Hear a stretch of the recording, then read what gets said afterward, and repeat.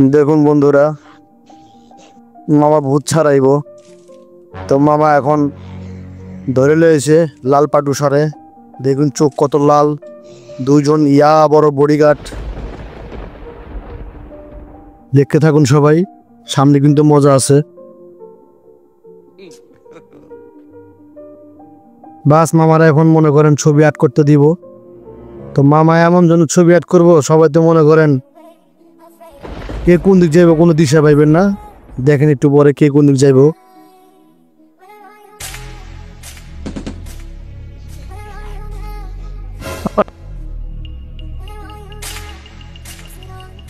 কি একটা অবস্থা!